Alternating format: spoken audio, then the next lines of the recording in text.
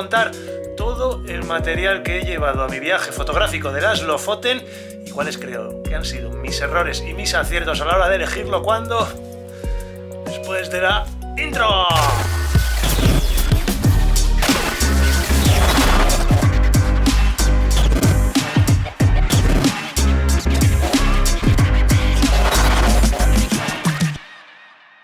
Correcto, amigos, no han pasado ni 16 horas desde que aterrizamos en España y esta, si no me equivoco, es la quinta vez en Islandia, segunda vez en Lofoten, con lo cual tengo un poquito de experiencia en el material que hay que llevarse a este tipo de viajes y en este vídeo os voy a contar dos cosas diferentes. Para empezar, cuál es el material que yo me he llevado tanto a nivel fotográfico como a nivel de ropa, lo que yo me he llevado, y para acabar, lo que yo os recomiendo que os llevéis, porque no es lo mismo lo que yo me he llevado que las sugerencias, así que vamos a hablar un poquito de los errores y los aciertos que he cometido en todos estos últimos años.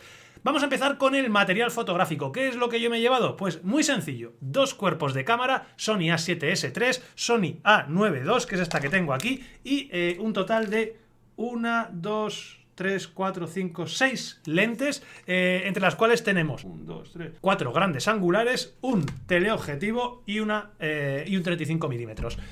De gran angular a menos angular vamos a ver que tenemos el 12-24 f2.8, el 14 milímetros 1.8 y el 16-35 2.8. Estas son las lentes que he utilizado el 99% de las ocasiones para fotografía de paisaje. Me llevé un 35 milímetros, fundamentalmente destinado a grabar vídeo, y me llevé un 70-200 que no ha salido de la mochila. ¿Se puede utilizar? Sí. ¿Recomiendo utilizarlo? Si no tienes más hueco, no.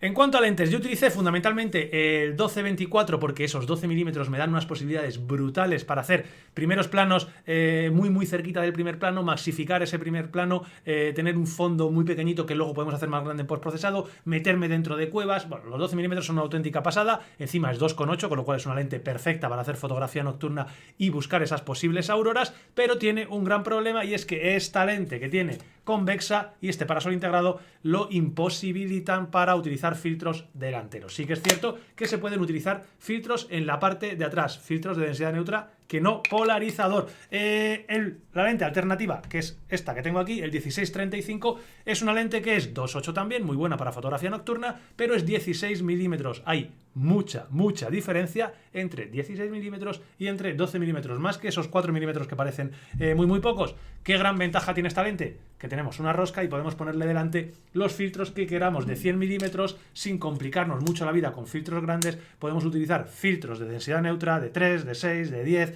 de los pasos que necesites y hasta polarizador para girar el polarizador y poder polarizar el agua, que es algo que se va a necesitar con bastante frecuencia en este tipo de paisajes. Aparte, para este viaje he contado, gracias a Fotoruano, que me cedieron un 14 milímetros 1.8, que es una lente aparentemente perfecta para fotografía nocturna. Yo sinceramente creo que es la mejor lente que tenemos a día de hoy en el mercado para lentes Sony, para cámaras Sony y hacer fotografía nocturna, vías lácteas, auroras boreales, que es un poquito lo que queríamos hacer. Así que son las tres lentes que yo más he utilizado, los tres grandes angulares. Aparte, como os he dicho, me llevé todos estos filtros, polarizadores, filtro de 3 pasos, filtro de 6 pasos, filtro de 10 pasos, el que más he usado de largo, el filtro de 6 pasos, filtro de 100 milímetros, que normalmente utilizaba en el 16-35. Eso en cuanto a cámaras y en cuanto a lentes. Accesorios importantes que vamos a necesitar. Para mí el disparador es bastante importante, sobre todo para hacer fotografías de larga exposición de más de 30 segundos, si quieres coger nubes en fuga o quieres dejar el mar muy lísito. Si no, 30 segundos no vas a tener ningún problema en hacerlo sin ningún tipo de mando. Accesorio imprescindible para mí, la placa en L, que nos va a permitir montar la cámara directamente en horizontal, pero cambiarla automáticamente, clic, y ponerla en vertical en nuestra rótula, que es súper importante. Una rótula con una placa en L. Yo llevo esta rótula que es brutal, que es muy buena y que la llevo montada en una maravilla de trípode. El trípode y la rótula tienen que ser lo más estable posible. Vamos a estar en sitios que normalmente tienen mucho viento, tanto Islandia como Lofoten tienen mucho viento, ya no es cuestión del frío, sino que el viento va a hacer que se mueva bastante todo. Si no tienes una rótula y no tienes un trípode muy estable, vas a tener bastante complicado el poder hacer fotografías en trípode, ya sean largas exposiciones o simplemente fotografías nocturnas, ya que se va a acabar moviendo todo, porque el viento ya os digo que es muy potente. Así que estos son mis útiles que tengo para estabilizar tanto el trípode como esa maravillosa rótula. La rótula, yo tengo una base niveladora. Esta es una base niveladora que compré en Amazon, creo que es de Neewer, ya no me acuerdo de la marca, que lo que nos permite es, siguiendo el maravilloso tutorial que tiene Iván Ferrero aquí de panorámicas, el poder nivelar la rótula, el nivelar la cámara cuando la tengamos montada en el trípode, a pesar de que el trípode no esté bien nivelado. Tú puedes poner el trípode más o menos como caiga, como cuadre, que no siempre es fácil, y de esta manera, aflojando, vas a poder nivelar la cámara para dejarla perfecta, y cuando haces una panorámica, simplemente girando el anillo vas a poder dejarlo todo perfecto sin tener que estar reencuadrando en cada toma, que cuando haces muchas panorámicas y algunas panorámicas de larga exposición, 20-30 segundos, se hace muy tedioso, así que nos ahorramos bastante tiempo con esta base niveladora. El Rocket de Giottos para limpiar, esencial, porque vamos a estar cambiando de lentes con cierta frecuencia, vale 4 duros y nos va a permitir limpiar bastante fácil el sensor. Y luego yo he utilizado un dron. Tanto en Islandia como en Lofoten son bastante drone friendly hasta ahora. Hay unas zonas en las que no se puede volar, otras zonas en las que sí que se puede volar, pero las panorámicas y el vídeo que puedes hacer en la zona son brutales. Tanto en Islandia como en Lofoten es algo esencial. Como esencial es tener un powerbank de calidad. Yo llevo utilizando este mucho tiempo, es de la marca Omars, creo que ya no se fabrica, con lo cual habrá parecidos, por ahí podéis echar un ojo, pero que sea un powerbank. Yo recomiendo que tenga evidentemente carga Qualcomm 3.0, que tenga Power Delivery, porque vas a poder alimentar directamente tu portátil, si así lo admite, el teléfono móvil de manera muy rápida. Así que un powerbank que sea bueno, no escatimes en el powerbank, no valen muy caros y os va a poder usarlo en cualquier situación. Obviamente tenemos que necesitar en este tipo de viajes nuestro frontal. Tenéis que tener un frontal también decente, ¿vale? Sé que hay miles de frontales de procedencia dudosa en Amazon por 4 duros, pero un frontal no es tremendamente caro, un frontal Petzl, un frontal LED Lenser, y te va a garantizar que no te vas a quedar tirado por la noche. Y vamos a estar durante mucho tiempo haciendo fotografías nocturnas, porque en este tipo de historias una de las cosas que más hacemos es eso, estar fotografiando por la noche. Así que no se os olvide el frontal, que sea recargable, que lo podéis recargar y que tenga siempre batería a vuestra mano. Todo esto es el material que yo me he llevado y, como os decía al principio, no es lo que yo recomiendo llevarse. Por supuesto que no hace falta llevarse todo esto. Yo hay cosas que prácticamente no he utilizado y cosas que llevaría sí o sí. Mis sugerencias: una cámara, ¿vale? Llévate una cámara que sea lo mejor que puedas. Si tienes una full frame, mejor, porque va a venir bastante bien. Y una lente gran angular, ya sea un 12-24, un 14-24 de Sigma, que funciona espectacular, y 2.8, y lo vas a poder hacer fotografía nocturna, fotografía diurna de paisaje, un 16-35, lo que sea, un gran angular, el mejor que te puedas permitir, evidentemente, teniendo en cuenta que vas a hacer fotografía de día y de noche. Así que creo que es muy conveniente que sea un 2.8 y que sea lo más angular posible. Así que hay muchísimas ofertas en el mercado. Si es posible, intenta tener un cuerpo adicional, ¿vale? Porque te puede fallar el cuerpo, son condiciones bastante adversas, y si no puedes hacer fotos te vas a cabrear bastante. Así que si tienes un compañero que te deje una cámara, que te la lleves de repuesto, no tienes por qué usarla, pero como backup está bastante bien. Una cámara, una lente, una placa en L, el disparador, el sistema de filtros. Vamos a utilizar bastante los filtros. Si quieres simplemente un filtro de 6 pasos y un polarizador, te va a ser más que suficiente para lo que vas allí a necesitar. Y luego, la mejor rótula y el mejor trípode que te puedas permitir, porque estamos hablando de condiciones bastante complicadas. Eso en cuanto a equipo fotográfico, con eso irías más que cubierto, pero queda otro apartado muy importante, que es el que me pongo, la ropa que necesitamos para afrontar con éxito uno de esos expediciones. Y es muy sencillo. Aquí sí que os voy a dar un consejo clave. Vais a necesitar utilizar la famosa técnica y la famosa teoría de las 3 capas. No hace falta que os obliguéis como locos, tenéis que utilizar 3 capas lo mejor posible que tengáis. Empezando de dentro hacia afuera, la primera capa, para mí la más importante de todas, una capa térmica, una capa técnica, una capa que no suele ser muy cara, así que podemos permitirnos comprar la capa técnica más de mejor calidad posible. Y es algo tan sencillo como que en los pantalones vamos a usar unas mallas térmicas de este estilo. Unas mallas no tienen por qué ser tan feas, ¿vale? Pueden ser mejores. Esta es de la marca Hoco, a mí me gusta mucho, es una marca española, una marca que utiliza, creo que es polipropileno, funciona muy bien y da bastante calor. Lo tienes puesto, da mucho gustito. Y por encima una camiseta térmica también. Yo utilizo también de la misma marca, pero hay miles de marcas y es una capa pues que dependiendo de dónde vayas a ir, que sea más gordita o menos gordita. Yo tengo como de 2 grosores diferentes.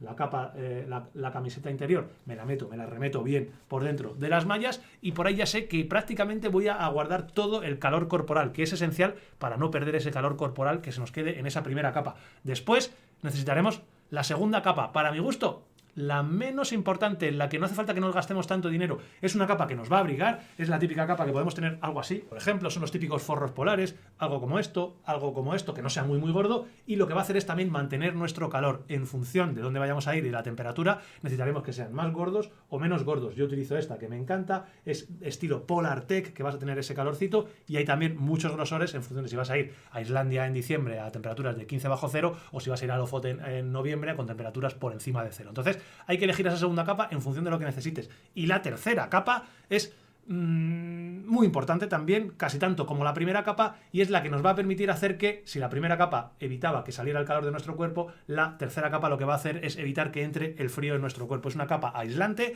y aquí sí que es cierto que lo mejor normalmente es el Gore-Tex o membranas similares. Hay muchas marcas. Gore-Tex simplemente es una comercialización de lo que viene siendo una membrana impermeable y transpirable en la medida de lo posible. ¿Qué utilizo yo? Pues tengo dos cositas. Tengo para la parte de arriba una chaqueta, que es una chaqueta de este estilo, impermeable, Gore-Tex, y que va a venir muy bien. Esta me la pongo por encima de la segunda capa, me garantizo que no entra ni gota de aire y ni gota de agua cuando estoy haciendo fotografías. Eso en la parte de arriba.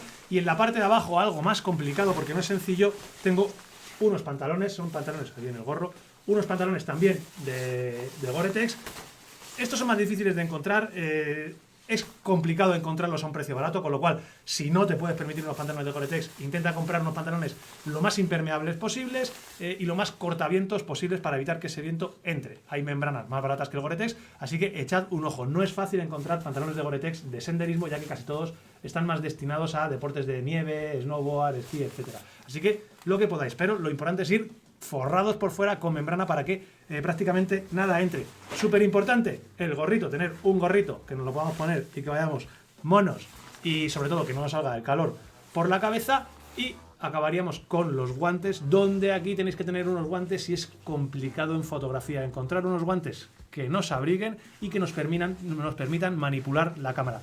Hay muchas marcas, ¿vale? Especializadas, Ballaret, The Heat Company. Yo no he podido probar ni Ballaret ni The Heat Company. Y trabajo con unos guantes súper baratos del Decathlon, que creo que cuestan 15 o 20 euros, que son como unas manoplas, como unos mitones que te lo permite quitar y te deja los dedos al aire. Son guantes que no son especialmente buenos, pero con los que llevo viajando durante mucho tiempo y que, si no te quieres gastar mucho dinero, pues creo que es una manera de empezar en el mundo de los guantes sin arruinarte. Sí que es cierto que seguro que unos buenos de Heat Company deben que funcionar espectacular. Iván Ferrero, por ejemplo, ha estado trabajando ahora con unos de Heat Company que tienen una pinta increíble. Julio Castro Pardo llevaba unos Ballaret que tenían una pinta increíble. Y Juan y yo íbamos con nuestros guantes del Decathlon, pues haciendo un poquito lo que podíamos. Creo que no me dejo nada. Os he hablado de lo que me llevo, de las sugerencias que me llevo, de la ropa que tenéis que llevar.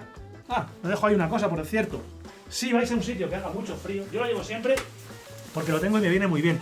Pero si vais a ir, sobre todo a Islandia en invierno o incluso a Lofoten en diciembre, enero, que puede haber temperaturas bajo cero, un plumas viene muy bien. Yo debajo de esta tercera capa me pongo el plumas, que da un calor corporal espectacular, y cuando vas a estar a temperaturas bajo cero y sobre todo mucho tiempo, porque cuando vas a hacer fotos de auroras boreales esto es un juego de ir esperando, entonces estás esperando por la noche hasta que aparezcan las auroras boreales, puedes pasar mucho frío, y aquí el plumas es tu mejor amigo. ¿Qué plumas comprar? Como siempre, el mejor que te puedas permitir, y los plumas sabemos que son bastante caros. Así que, bueno, esto es un poquito todo lo que os quería contar, todo el equipo que teníamos, mis sugerencias, mis errores, mis aciertos, y cualquier duda que tengáis de equipo, dejadla aquí en los comentarios, en el comentario fijado os voy a dejar para que escribáis qué dudas tenéis, y vamos a ir viendo cómo podéis vestiros y qué tenéis que llevar en vuestro próximo viaje fotográfico a Lofoten o a Islandia.